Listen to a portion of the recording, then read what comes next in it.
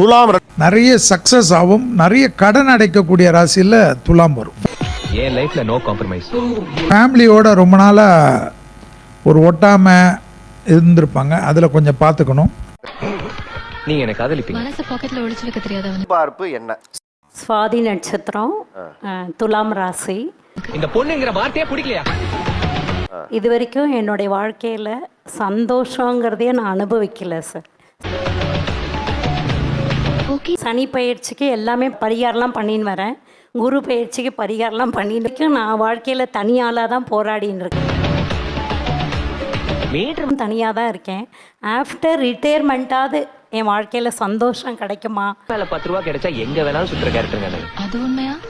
நல்லது நடக்குமா அப்படின்னு ஒரு ஆதங்கத்தில் தான் நான் வந்திருக்கேன் சார். பெரியவர்களுடைய ஹெல்த்தை நல்லா கவனமாக பார்த்துக்கணும். சுத்தி சுத்தி வருவேன். இது உண்மையா? தேங்க்ஸ் ஜோதி. ஐயோ கார்த்திக், நான் பிரியா. ரொம்ப ஹாப்பியான டிராவல் அதிகமாக பண்ணக்கூடிய ராசியில் துலாம் வரும். அமுல் பேபி நினைச்சீங்களா? சார், துலா ராசி விசாக நட்சத்திரத்துக்கு வேலை வாய்ப்பு, வீடு வாங்குவது, நிலம் வாங்குவது எப்படி இருக்கும்? நான் வந்து ஒரு 5 வருஷமா காதலிச்சிட்டு இருக்கேன்யா. 2 பேர் வீட்டுக்கும் தெரியும், 2 பேர் வீட்டுல ஒத்துக்கிட்டாங்க. நான் கூட 100 வருஷம் வாழணும்.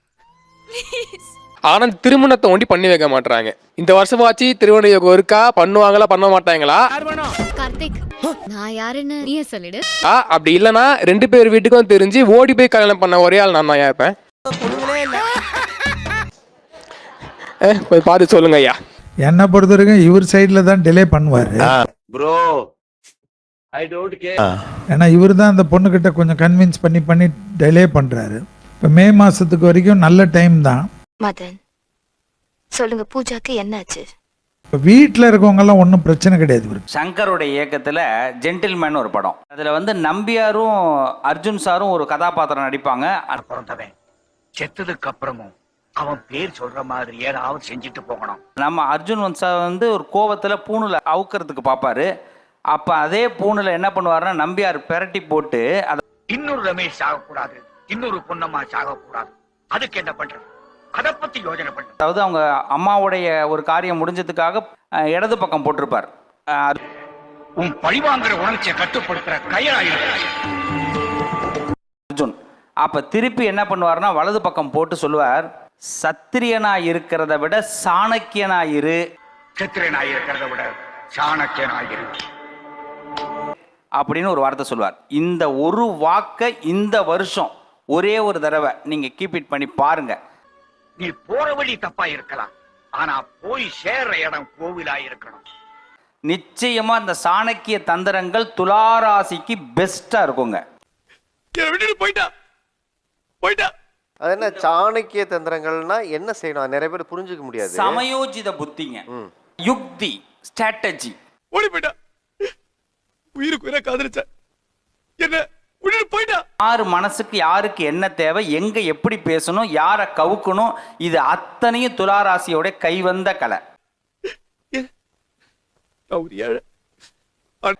அதுக்கு சில ஸ்டேஜ் கிடைக்காது, அதனால இப்ப தவறிக்கிட்டு இருக்கிறாங்க. இப்போ சில ஸ்டேஜ் இல்ல, நிறைய ஸ்டேஜ் இப்ப அவங்களுக்கு கிடைக்க போகுது. பறக்க முடியல. இந்த 2026ல 25லயே அது ஸ்டார்ட் ஆயிடுச்சு. துளாராசிக்கு வந்து ரொம்ப சூப்பரா இருக்கும் சார். சனி 6ஆம் இடத்துல இருக்கிறாரு, அதனால கண்டிப்பா வேலை மாற்றம் இருக்கும். ரோஜா பூதான் அவளை வெளியூர் வெளிநாடு போகக்கூடிய வாய்ப்புகள் வந்து உண்டு. அதே மாதிரி திருமணத்துல வந்து கொஞ்சம் தாமதமா இருக்கும். அழகா உள்ளுக்குள்ள ரோஜா பூ மாதிரி சொன்னாங்க அந்த மைக் வச்சிருக்கிற அம்மா கண்டிப்பா சொல்றேன், இந்த வருஷம் உங்களுக்குள்ள இப்படி ஒரு திறமை இருக்கிறது நீங்களே பாப்பீங்க. அவ்வளவு தன்னம்பிக்கை கொடுக்கக்கூடிய அற்புதமான வருஷம் இந்த துளாராசிக்கு. 5 விஷயத்தை நல்லா தெரிஞ்சுங்க. சுத்தமான உருட்டு. பூமி சம்பந்தமான லாபங்கள் கண்டிப்பா கிடைக்கும். ஒரு இடம் வாங்குறது, வீடு கட்டுறது, இது மாதிரி விஷயங்கள். ரிஜிஸ்டர் இவங்களுக்கு திருமண வாழ்க்கையில் வந்து 2ஆம் தாரத்து பார்த்துட்டு இருக்காங்கன்னா அதுக்கான சிறந்த வாய்ப்புங்க. நல்ல வாழ்க்கை அமையும். சரிங்க, உங்க உருட்டு நீங்க உருட்டுறீங்க. குழந்தைகள் சார்ந்த விஷயத்துல ரொம்ப கவனமா முடிவெடுக்கணும். இவங்க தனக்கு பிடிச்ச படிப்பையோ வேலையோ கொடுத்தாங்கன்னா கட்டாயம் அதுல பிரச்சனை வந்து நல்ல மனசுக்கு நீ தான் ஜெயிப்ப. ஆபீஸ்க்கு கண்டிப்பா போவீங்க. ஏன்னா இப்ப என்னன்னா நீங்க 40 வயசா இருக்கலாம், 50 வயசா இருக்கலாம், 20 வயசா இருக்கலாம். அதான் சொல்லிட்டார்ல உருட்டு. இன்னொருத்தவங்க மேல ஒரு அற்புதமான விருப்பம் ஏற்படும். இந்த துலா ராசிக்கு ஒரு அற்புதமான விருப்பம். அது இப்படியே 9 மாசமா இது நடந்துகிட்டு இருக்கு. எல்லா கல்யாணம் நடக்கணும்னா இன்னொருத்தர் மேலதான் சார் விரும்பணும். இல்ல சார், எல்லா விருப்பமும் இப்ப எப்படின்னா கூட்டி கழிச்சு பார்த்து ஒரு மனிதாபிமான அடிப்படையில இதுக்கு வந்து என்ன சொல்ற, காதல்னா வந்து ஒரு ஹஸ்பண்ட் ஒய்ஃப் அது மாதிரி மட்டும் இல்ல. இது எப்படின்னு சொன்னா ஒரு நம்பிக்கையான விருப்பம். மனிதாயமான அடிப்படையில் 50,000 போட்டுக்காரு. அதை போய் எங்களுக்கு நீ ஒருத்தவங்க மேல ஒரு நம்பிக்கை, இவங்க என் குடும்பத்தை காப்பாத்திடுவாங்க. தேவையில்லாத கடன்கள் ஏற்படுறதுக்கு வாய்ப்புண்டு. துளாராசிக்காரங்க எப்பயுமே கண்ணியமானவங்க சார். கொஞ்சம் எக்ஸ்ட்ரானரியாவே இப்ப பெர்ஃபார்மன்ஸ் பண்ணுவாங்க. 10 ரூபா கொடுக்கறதுக்கு 50 ரூபாய்க்கு நடிப்பாங்கன்னு வச்சுங்களேன். அது மாதிரி ஆள் தான். அதனால வந்து என்னன்னா இந்த வருஷத்துல என்னன்னா நிறைய பேரோட நம்பிக்கையை பெறுவாங்க சார். துலா இங்கிட்ட யாரா இருக்கீங்க? என்னோட growth எப்படி இருக்கும், அதுக்கப்புறம் லவ் எல்லாம் செட் ஆகுமா? நிச்சயமா காதல் சக்சஸ் ஆகும். காதல் பிரச்சனைகள்ல ஏற்பட்ட பிரச்சனைகள் தீரும். பூர்வீக சொத்துக்கள் வந்து ஒரு முடிவுக்கு வரும். அதுக்கப்புறம் பார்த்தீங்கன்னா வேலை வாய்ப்பு கண்டிப்பாக கிடைக்கும்.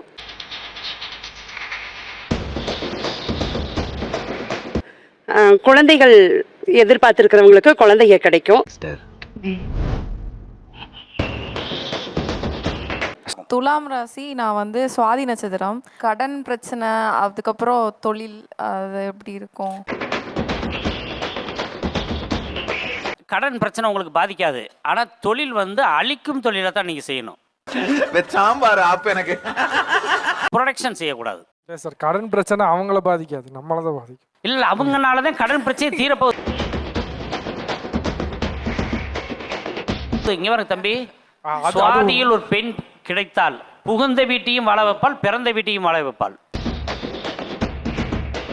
அது என்னமோ உண்மைதான் சார். ஆமா, அதே மாதிரி அவன் மல்டி டாஸ்கிங் தான். ஒரு டெய்லி ஒன்று வந்து கத்துக்கிறேன் எங்கேயா கற்றுத்தருன்னு போர்டு போட்டா கூட இன்னைக்கு விட்டுறா, ஆனா சில்க மட்டும் விட்டுறாதா போதும், போய் ஃபீஸை கட்டி சேர்ந்துருவான்.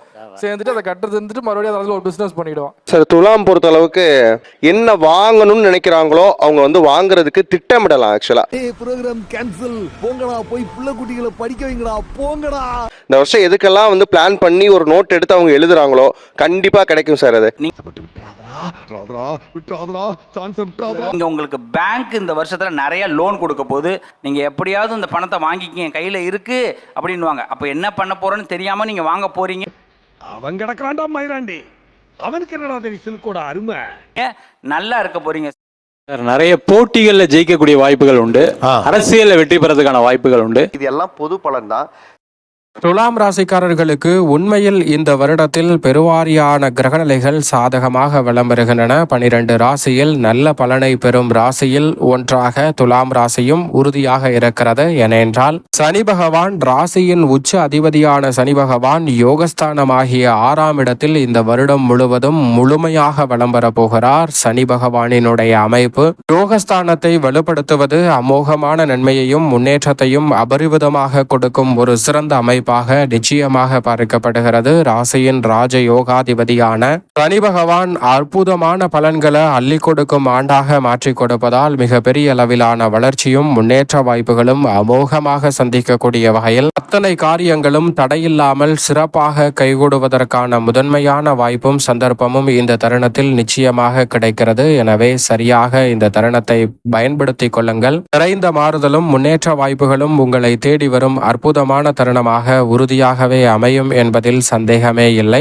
ஆனால் குரு பகவானின் அமைப்பை பொறுத்த வரைக்கும் இந்த வருடத்தின் அமோகமான நன்மையை அள்ளி கொடுக்கக்கூடிய அமைப்பில் முற்பகுதியில் 9இல் வலம் வருகிறார் குரு. 9இல் குரு என்று சொன்னாலே அமோகமான நன்மை கிடைக்கும். அதே வேளையில் பிற்பகுதியில் கர்மத்தில் நுழைந்தாலும் உச்சபலம் பெறுகிறார். இறுதியில் லாபத்திலும் வலம் வர போகிறாருங்க. குரு பகவானின் அமைப்பு 9, 10, 11 ஆகிய இடங்களை வலுப்படுத்துவதால் அமோகமான நன்மையும் மிகப்பெரிய அளவிலான வளர்ச்சியும் நிறைவாக கிடைக்கும் ஆண்டாக அமைய போகிறது. சனி பகவானை விட சற்று கூடுதல் நன்மையை அள்ளி கொடுக்கக்கூடிய அமைப்பில் குரு வலம் பெறுகிறார். சனி குரு ஆகிய இரு கிரகநிலைகளும் அமோகமான நன்மையை அள்ளி கொடுக்கக்கூடிய அமைப்பில் வலம் வருவதால் தான் அற்புதமான வாய்ப்புகள் நிச்சயம் துலாம் ராசிக்காரர்களுக்கு அமோகமாக கிடைக்கும் ஆண்டாக பார்க்கப்படுகிறது. 5இல் ராகுவும் லாபத்தில் கேதுவும் வலம் வருகின்றன. நிழல் கிரகமான ராகு மற்றும் கேது பல காரிய தடைகளை துலாம் ராசிக்காரர்களுக்கு தகர்த்தெறிந்து மிக சிறப்பான வளர்ச்சியையும் முன்னேற்றத்தையும் அள்ளி கொடுப்பதால் முதன்மையான அதிர்ஷ்ட யோகம் நிறைந்த ஒரு ஆண்டாக மாற்றிக்கொள்ளக்கூடிய சந்தர்ப்பம் உண்டு.